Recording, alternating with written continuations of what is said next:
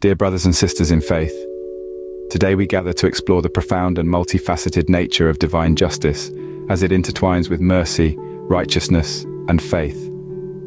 Through scripture and divine revelation, we see that justice is not a standalone virtue, but is harmoniously balanced with God's mercy and righteousness.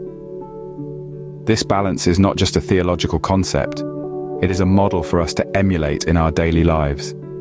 Let us delve into the scriptures and reflect on how these divine virtues call us to live. At the heart of divine wisdom lies the equilibrium of God's virtues. James 2:13 teaches us, "For judgment is without mercy to one who has shown no mercy. Mercy triumphs over judgment."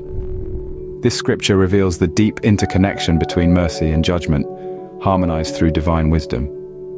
It illustrates a divine balance where mercy does not negate justice, but rather fulfills it, offering us a blueprint for how we should approach our own judgments and interactions with others.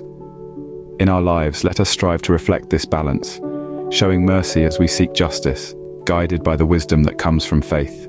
The relationship between our actions and their spiritual repercussions reveals the cyclic nature of divine justice.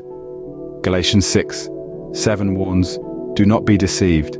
God cannot be mocked. A man reaps what he sows." Here we see a divine feedback loop where our deeds influence others and the spiritual consequences return to guide us.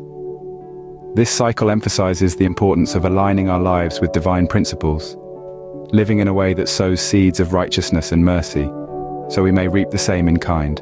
The story of Esther and Haman is a powerful testament to the cause and effect nature of divine justice. Esther 7:10 tells us, "So they hanged Haman on the gallows that he had prepared for Mordecai."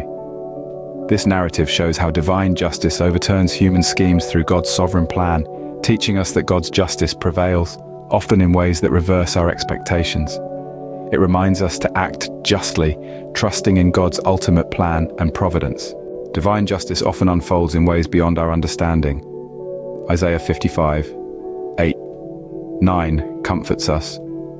"For my thoughts are not your thoughts, neither are your ways my ways, declares the Lord." These verses remind us that God's methods of administering justice are beyond our comprehension, urging us to trust in His wisdom and justice, even when His ways are not immediately apparent. In facing life's mysteries and challenges, let us lean not on our own understanding, but on the assurance of God's righteous judgment. The parable of the Good Samaritan teaches us that divine justice is inherently inclusive, calling us to acts of mercy and compassion. This story demonstrates that justice is not merely about adherence to the law, but is profoundly about love in action. It challenges us to embody the love of God through tangible acts of kindness, extending mercy and compassion to all, just as the Good Samaritan did.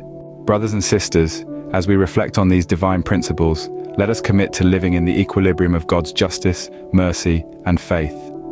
Let us sow seeds of righteousness, trust in God's sovereign plan, and embrace the inclusive call of divine justice in our daily lives.